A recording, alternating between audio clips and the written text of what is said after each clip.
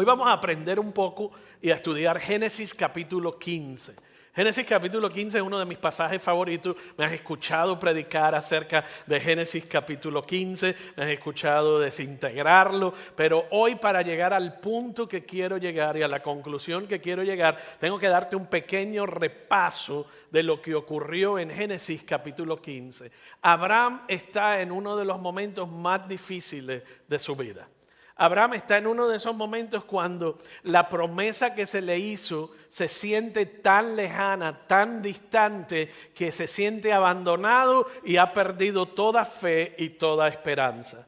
Yo me imagino que Abraham se sentía como ese boxeador de peso completo en el 11º asalto, donde entre el sudor y la cara hinchada y la sonrisa del enemigo, del oponente, haciéndole pensar que ya va a ser derrumbado y está luchando con toda su fuerza, pero ya no puede más. Donde su corazón de guerrero le ha dado la fuerza, pero ha pensado y ha empezado a creer que ya no puede ganar. Lo que recibe es golpes contundentes que parecen venir de todas partes. Y yo pienso que hay alguien que está al alcance de mi voz hoy que así se sienten en este momento. O eres cristiano o no, pero la guerra que azota tu vida en este instante te ha pegado demasiado fuerte. El ataque sobre tu familia, el ataque sobre tu matrimonio o sobre tus finanzas o sobre tus hijos, o el ataque sobre tus sueños que parecen estar distantes y retirados, o un negocio que pensabas que iba a ser un éxito increíble, no resultó ser y está tambaleándose. Y tambaleándose estás tú, sintiéndote que estás en el ring, aferrándote a las cuerdas, tratando de no caer, y estás intentando con todo lo que te queda no rendirte. Yo siento que Dios hoy en este mensaje quiere hablar contigo, quiere abordar las preguntas más importantes de tu corazón. Pero a un nivel aún mucho más preocupante, estás no solamente cuestionando si tú puedes lograrlo, también estás cuestionando si Dios te está escuchando. Estás cuestionando si Dios está ahí y por qué se ha sentado y ha permitido que todo lo que te está ocurriendo te haya ocurrido. Estás cuestionando a Dios. Estás cuestionándote a ti mismo. Estás agotado, agotada, cansado y cansada. Y a lo mejor piensa, eso no es para mí hoy. Simplemente reposa un momento y aún así préstame atención, porque en este mundo todos vamos a luchar con dificultades, retos, y va a llegar un momento donde te vas a preguntar, no sé si vale la pena pelear más. No sé si tengo lo que se requiere para este próximo asalto, para este próximo round. No sé si tengo la fuerza en mí para una vez más. Pero sin embargo, la palabra para ti hoy es una de aliento, de consuelo y de exhortación. Yo quiero ilustrar ese principio con el capítulo 15 del libro de Génesis, donde quiero que recuerdes lo que ocurrió en la vida de Abraham. Él se sostuvo en lo que inicialmente le había dado fuerza. Él se sostuvo no solo en Dios, sino en la promesa que Dios le había hecho. Yo quiero que vayamos a la Escritura, y si no estás ahí, vamos al capítulo 15 de Génesis, al verso número 1. Abraham está en su 12º asalto de peso completo, cuestionando a Dios y cuestionándose a Él. Dios le había dado una promesa a Abraham. Y cuando Abraham ya era viejo y sin hijo, se había hecho mucho más difícil confiar en Dios y creer en sus promesas. Dios le había dicho, Abraham, yo te voy a bendecir para que seas de bendición. Y no solamente te voy a bendecir a ti, sino que voy a bendecir a todos tus descendientes. Jesús, de hecho, vino a través de Abraham, y por eso es que tú y yo somos bendecidos a través de él. Pero cuando llegamos a Génesis capítulo 15, miremos el verso 11, porque a veces podemos pasar por alto un detalle, y ese es el punto que yo quiero hacer resaltar hoy. Algunos buitres se lanzaron en picada para comerse a los animales muertos, pero Abraham los espantó. Algunos buitres se lanzaron, aves de rapiña, se lanzaron en picada para comerse los animales muertos, pero Abraham los espantó. Y ese es si le pusiera un título a esta plática, así le llamaría: espanta los buitres. Espanta los buitres. Pero para comprender el significado de esta ilustración o de ese momento histórico en la vida de Abraham, donde él está espantando las aves de rapiña, hay que mirar el verso 1. El verso 1 dice: tiempo después. En otras palabras, estamos entrando en medio de una conversación.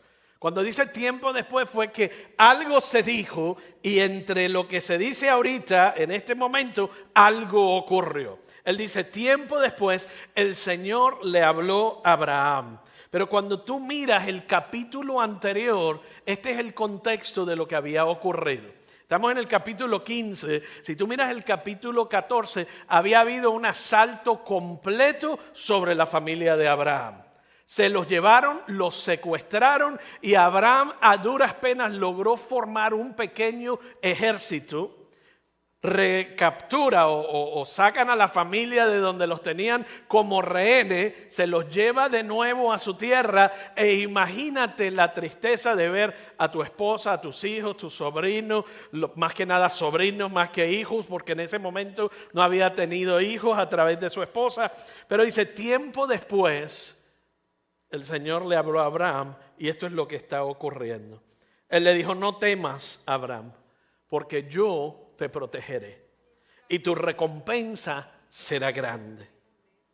Abraham está cansado y agotado, y mira la respuesta de Abraham: oh Señor soberano, ¿de qué sirven todas tus bendiciones si ni siquiera tengo un hijo?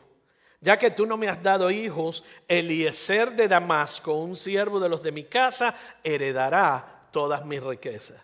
Tú no me has dado descendientes propios. En otras palabras, me hiciste una promesa de bendición y de descendientes. Mira la edad que tengo y ni tan siquiera tengo un hijo. Estoy cansado, cargado y agotado. Así que uno de mis siervos será heredero. Dios le promete ser su escudo, le promete protegerlo y le promete ser su recompensa. Pero Abraham dice: sí, hablando de la recompensa, todavía no tengo ni un solo hijo. Abraham está cuestionando a Dios. Abraham le está diciendo: Señor, ¿será que todavía puedo confiar en ti después de todo lo que he vivido y del tiempo que ha pasado? ¿Será que todavía yo puedo confiar en ti y en tus promesas?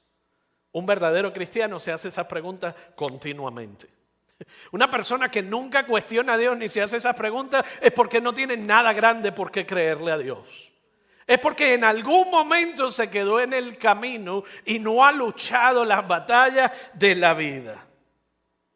La respuesta de Dios es como la de un padre amoroso que le echa el brazo sobre el hombro a Abraham, y en el capítulo 5 dice: entonces el Señor llevó a Abraham afuera y le dijo: mira el cielo y si puedes, cuenta las estrellas. No le reclamó, no lo castigó, no le dijo: ¿cómo te atreves a cuestionarme a mí? Sino que le dijo: cuenta las estrellas, esa es la cantidad de descendientes que tú vas a tener. Es un increíble momento de la gracia de Dios desbordándose sobre la vida de Abraham. Dios fue misericordioso y compasivo en medio del agotamiento de Abraham, en medio de la duda de Abraham, en medio del quebranto de Abraham. Dios sabía que su corazón estaba quebrado, su esperanza estaba baja. Este es el padre de la fe, ¿están conmigo? Es ese mismo Abraham que hemos llamado el padre de la fe. Y luego esa respuesta de Dios, yo me imagino que permeó el corazón de Abraham. Le tocó tanto el corazón después de venir a Dios con tanta duda y reclamo. Dios le dice: tus promesas se van a cumplir y tus descendientes van a ser más, en otras palabras, de lo que tú eres capaz de imaginar. Y en el verso 6, mira la respuesta de un Abraham diferente, luego que presenta sus dudas y sus quejas a Dios. Y Abraham creyó al Señor. Y Abraham creyó al Señor y el Señor lo consideró justo debido a su fe. Nada había cambiado. Dios aborda la duda de Abraham y obviamente lo alienta y vemos cómo él responde. La fe y la confianza de Abraham, lo que nos deja saber este pasaje, eran tan volátiles como la tuya y la mía. El verso 7, de hecho, Dios reafirma la promesa que él le iba a dar a Abraham en cuanto a tierra, y no solo tierra, sino también hijo, donde toda su descendencia iba a poder habitar. Pero mira el verso 8, y en lugar de responder ya con confianza en Dios de forma sostenible, mira lo que responde Abraham en el verso 8. Oh Señor soberano, ¿cómo puedo estar seguro de que realmente voy a poseerla? Oh Señor soberano. Ya está en otra postura, está en otra posición. En la primera cuestionaba a Dios y si podía confiar en Él. En esta lo que está haciendo es cuestionándose Él. ¿Y cómo yo sé que tengo lo que se requiere y el aguante y el temple para poder hacerlo? Son las dos preguntas fundamentales del ser humano cuando enfrentamos crisis. El ser humano de fe. Primero cuestionas a Dios y cuando Dios te afirma, luego te cuestionas a ti. Pero ¿seré yo capaz de poder hacerlo? Y eso es lo que estamos nosotros y hacemos cuando estamos al borde del desespero. En ese asalto número 11, cuestionamos a Dios y luego nos cuestionamos a nosotros. El verso 2, mira lo que dice. Cuando Abraham le preguntó a Dios si cumpliría su palabra y le daría un hijo, en esencia, él estaba cuestionando a Dios. Y luego en ese último verso que leímos, el 8, ¿cómo entonces estoy seguro de que yo tengo lo que se necesita para hacerlo? Ahora se está cuestionando a sí mismo. ¿Están conmigo hasta aquí? Ok. Lo que sucede a continuación es la respuesta más impresionante que usted pueda recibir de parte de Dios. Es la respuesta de gracia más impresionante que hay registrada hasta ese momento. Y yo quiero que tú veas cómo Dios responde a ambas preguntas de Abraham. Primero, puedo confiar en ti, y segundo, tengo yo lo que se necesita. En otras palabras, ¿qué tal si tú eres fiel pero yo fracaso? ¿Qué tal si tú cumples tu parte de la promesa pero yo no puedo cumplir la parte de mi promesa? ¿Cómo puedo estar seguro? Y en el verso 9 y 10 dice, y el Señor le dijo, tráeme una novilla de 3 años. Esa fue la respuesta de Dios. Estás viendo la conversación. Tenemos asiento de primera fila en una conversación entre Dios y Abraham. Tráeme una novilla de 3 años, una cabra de 3 años, un carnero de 3 años, una tórtola y un pichón de paloma. Entonces Abraham le presentó todos esos animales y los mató. Luego partió a cada animal por la mitad y puso las mitades una al lado de la otra, y sin embargo no partió las aves por la mitad. Cuando tú lees la respuesta de Abraham, te das cuenta inmediatamente, Abraham sabía exactamente lo que Dios le estaba pidiendo. En otras palabras, no le cuestionó, pero ¿para qué quiere una paloma y una cabra y un carnero y de específicamente 3 años?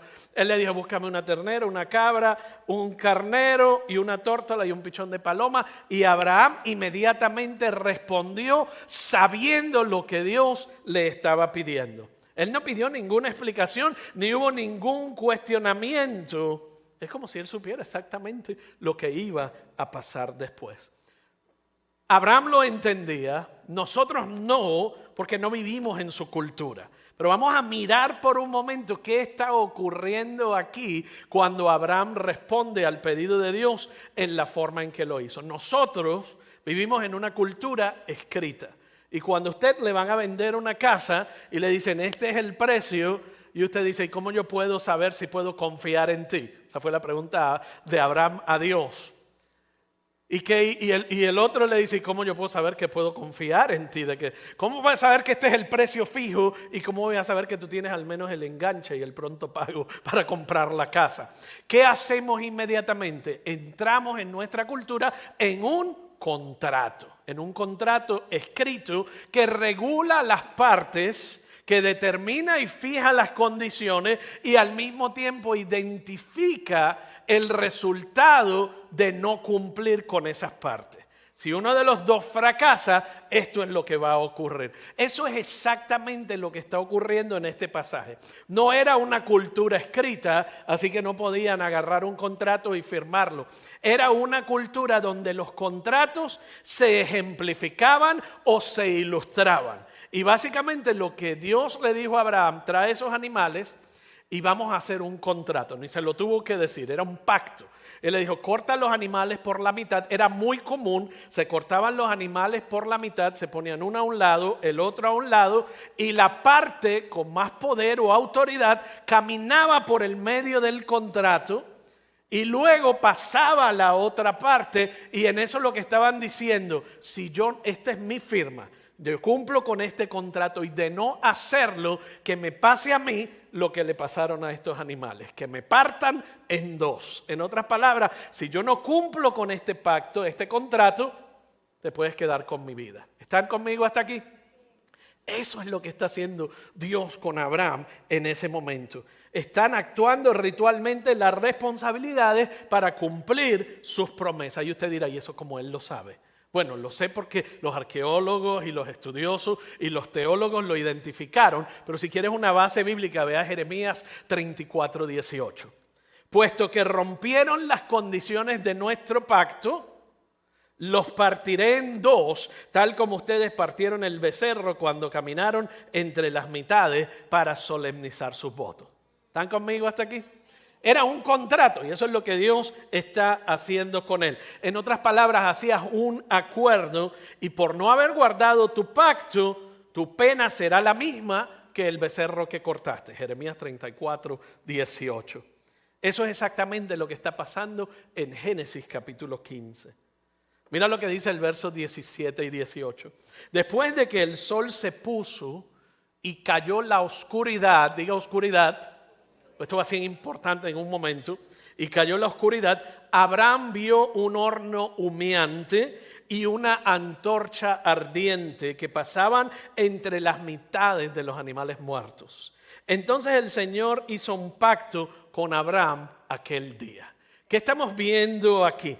La palabra donde dice en esta traducción al castellano, dice, vieron un horno humeante y una antorcha ardiente. En hebreo son las mismas palabras que se utilizan para columna de fuego y para antorcha, para columna de humo y antorcha de fuego. ¿Usted se acuerda cuando los israelitas iban en el desierto? Dios iba delante de ellos de día con una columna de humo, de nube, y de noche con una columna de fuego. Esas son las mismas palabras que se utilizan aquí en Génesis 15. Son las mismas palabras que se utilizan cuando Dios vino a Moisés en el monte Sinaí y le dio los 10 mandamientos.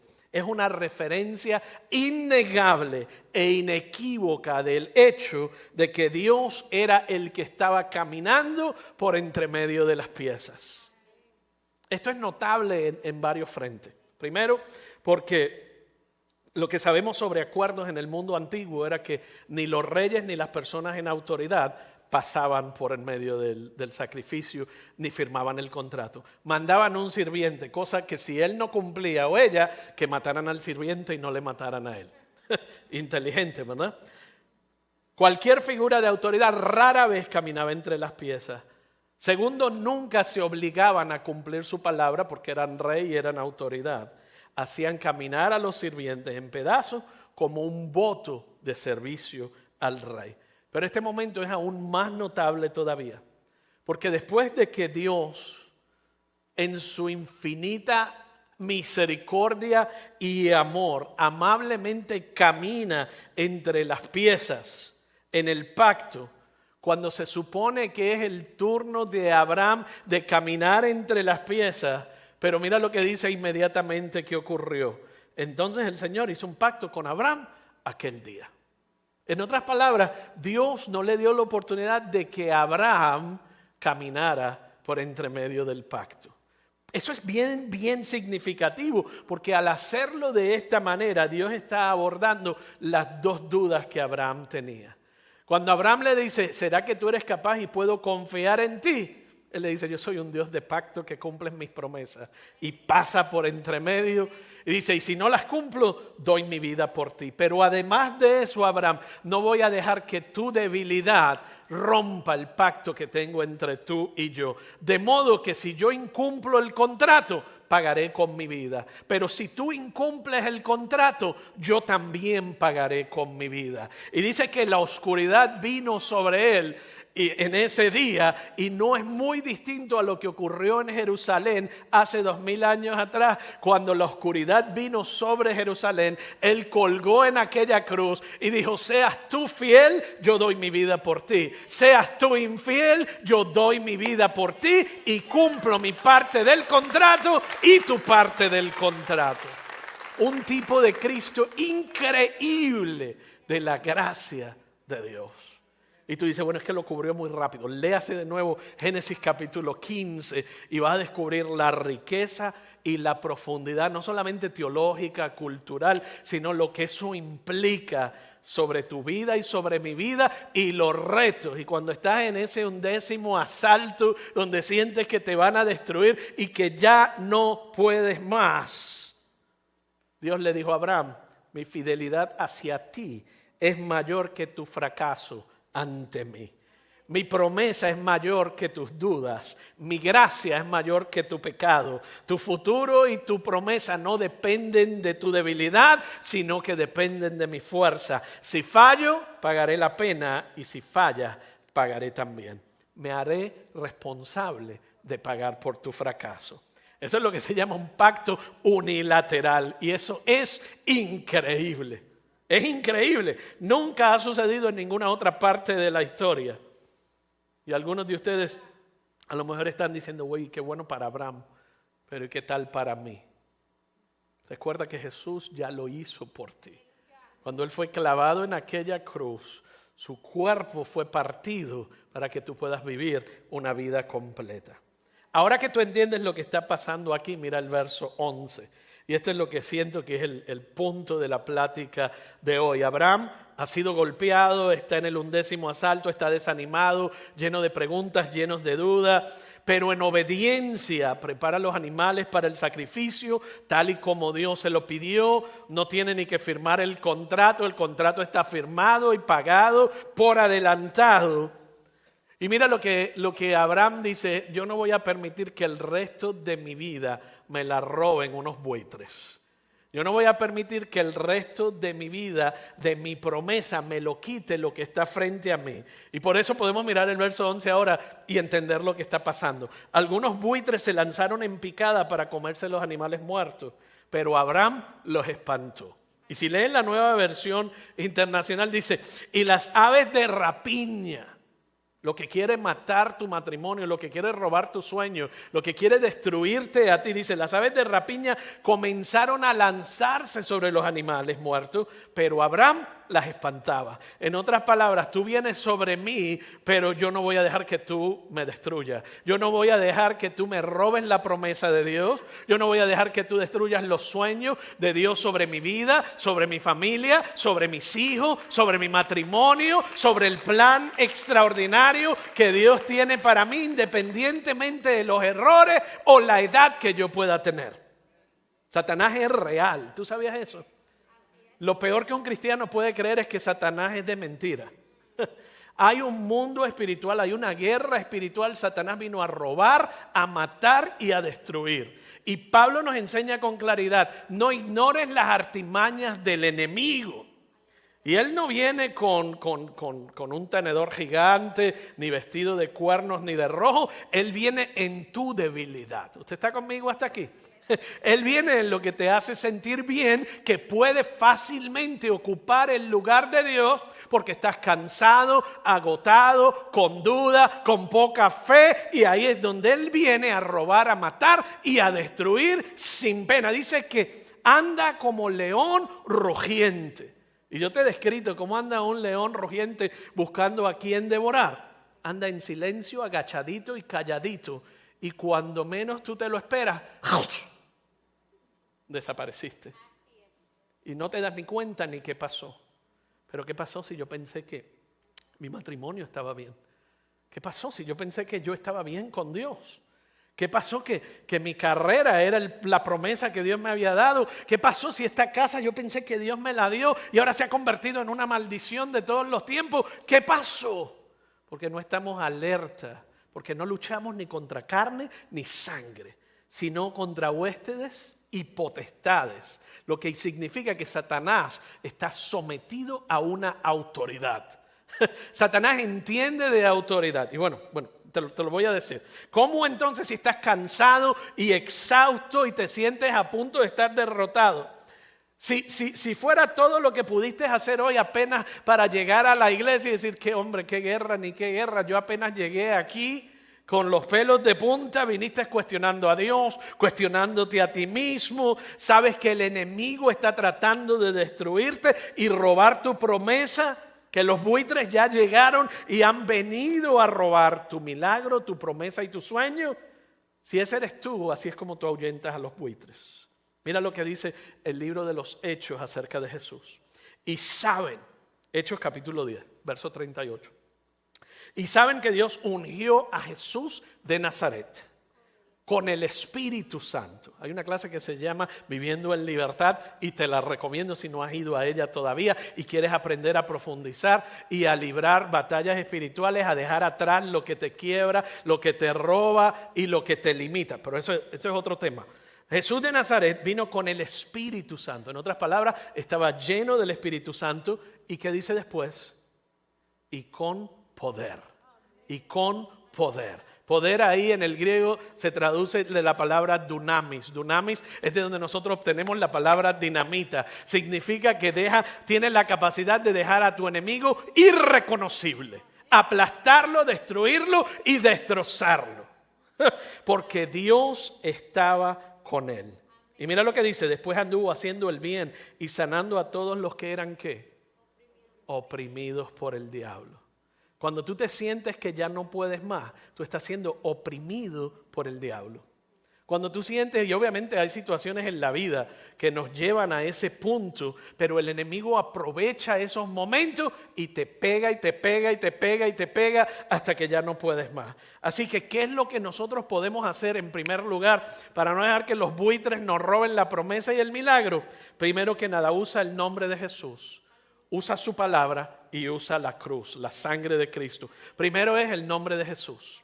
El nombre de Jesús. ¿Sabes que Jesús es el nombre por sobre todo nombre?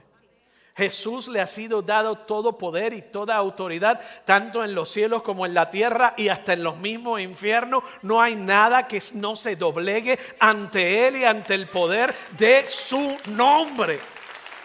Entonces, ese es el nombre que está sobre todo nombre. El enemigo no le responde a la gente que va a la iglesia, no le responde a la gente que grita mucho cuando están orando y le dicen que se vaya. El enemigo ya ha sido derrotado. Él no lo derrotan las personas que oran hacen las oraciones más articuladas. El enemigo fue derrotado 2000 años atrás en aquella cruz y todo poder y autoridad le fue otorgado a Jesús. Cuando tú vienes y tú te presentas, piensa en esto en términos militares. Digamos que viene un soldado raso y le dice a un capitán, aquí le voy a dar una orden. El capitán se va a echar a reír. Pero si viene un general y le da una orden al capitán, ¿qué dice el capitán? Yes, sir. Sí, señor. ¿Sí o no? Así mismo, tú te puedes sentir como soldado raso, pero tú dices, yo no vengo en mi nombre.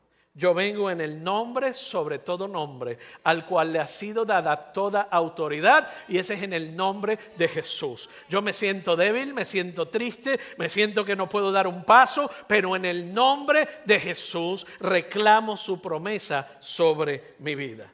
Yo me acuerdo de mis hijos. Cuando Claudia y Juan Carlos, yo le decía a Claudia, ve y busca a Juan Carlos, quien estaba metido en el juego y ya llevaba buen rato, y dile que vamos a comer. Ella iba y le decía, Juan Carlos, vamos a comer. Y Juan Carlos le entraba por aquí y le salía por acá. Juan Carlos, vamos a comer. Y al cabo de un rato, que ya se lo había 2 o 3 veces, le decía, Juan Carlos dijo, papi, que vengas a comer ahora. Y Juan Carlos se levantaba de resorte y estaba en la mesa. ¿Por qué? Porque había un nivel de autoridad diferente. Tú no te presentas en tu nombre, tú te presentas en el nombre de aquel que te envió. Y aquel se llama Jesucristo, el nombre sobre todo nombre. Filipenses 2:10 dice, ante el nombre de Jesús se dobla toda rodilla en el cielo, en la tierra y debajo de la tierra. No hay demonio, no hay Satanás que no se doble su rodilla ante el nombre de Jesús. La segunda herramienta que tú tienes es su palabra, su palabra. Y esto es lo triste de la Biblia en estos momentos para muchos cristianos.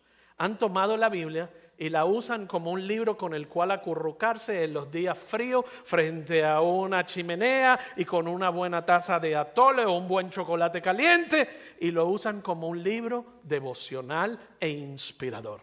¿Sabes que la Biblia no es un libro devocional e inspirador? Lo es. Pero es más que nada una espada, es un arma de doble filo. Y cuando tú aprendes a utilizar la palabra de Dios como un arma, ya no es nada más que para inspirarte. Y esta es la pregunta: ¿cuándo fue la última vez que tú usaste la palabra de Dios como tu arma en contra del enemigo y en medio de tu guerra espiritual? Estamos cansados y agotados, pero no estamos utilizando las armas que Dios tiene disponibles para ti. La Biblia se refiere a sí misma con un arma. Cada vez que tú te enfrentes a algo, hay un verso. Utilízalo. Utilízalo contra el ataque del enemigo. Digamos que tienes, un miedo que te paraliza. Vete al Salmo 27 y dile: el Señor es mi luz y mi salvación. Entonces, ¿por qué he de temer? ¿A quién he de temerle? ¿Quién ha de atemorizarme? Él es mi fortaleza y me protege del peligro. Entonces, ¿por qué yo tengo que temblar? Cuando los malvados vengan a devorarme, cuando mis enemigos y adversarios me ataquen, tropezarán y caerán. Aunque un ejército poderoso me rodee, mi corazón no temerá. Aunque me ataquen, permaneceré confiado. Usted ve la diferencia entre usted ir a hacer una oración bien bonita del devocional y qué lindo y qué suave, a usted decir: no, esto es palabra de Dios. La palabra de Dios creó lo visible y lo invisible. La palabra de Dios creó todo lo que nosotros vemos. Si te estás quedando sin recursos, Filipenses 4:19 dice que mi Dios suplirá todas mis necesidades conforme a sus riquezas en Cristo Jesús. Hay un verso para cada situación. Como cristiano es importante memorizarse la palabra. ¿De dónde vas a sacar el tiempo? Simplemente te la dejo ahí para que se asiente. Dale un poquito menos a la tele, dale un poquito menos a las redes sociales y verás cómo vas a empezar a memorizarte versos de la Biblia. Y no estoy en contra de las redes sociales, yo me lo disfruto. Pero el tiempo de estar a solas con Dios, el tiempo de hacer guerra espiritual, tu batalla espiritual, si se lo dedicas a las redes sociales, después no me digas qué me pasó. Te pasó porque no te adueñaste de las armas que estaban disponibles para ti, y simplemente estamos jugando a la religión. El punto 3, el último, su cruz. Ahí fue donde se llevó a cabo la derrota final del enemigo. El enemigo pensaba que ya lo tenía todo, pero la cruz fue la derrota definitiva de Satanás. Cuando tú estés en el fragor de la batalla espiritual, simplemente apunta al enemigo y dile: tú ya fuiste derrotado en la cruz del Calvario. Tú no tienes autoridad ni sobre mi vida, ni sobre mi familia, ni sobre mis hijos, ni sobre mi cuerpo, ni sobre mi eternidad, ni sobre mi depresión, ni sobre mi enfermedad mental, ni sobre mi estado emocional o anímico. ¿Sabes por qué fue la razón de la batalla donde Jesús derramó su sangre? Lo dice en capítulo 12, lo han vencido por medio de la sangre del Cordero y por el testimonio que dieron. Con el poder y la autoridad que está en la sangre de Jesús, espanta los buitres que lleguen a tu vida. Muchos de nosotros todavía estamos pensando en oración como un asunto devocional, que lo hacemos en el carro de ida o de venida o justo antes de acostarnos, como si fuera algo que marcamos un checklist. Cuando usted va a hacer batalla espiritual, guerra espiritual, no puede estar con una tacita de café. Usted tiene que tener el arma en su mano y usted tiene que tener los versos listos y usted tiene que tener clara la autoridad de Cristo sobre la muerte y sobre el enemigo y la autoridad que Él tiene sobre toda cosa. Enfrenta al enemigo y espanta tus buitres. Quiero entregarle de nuevo a Pastor Oscar y quiero invitarle a los que están conmigo aquí que se pongan de pie.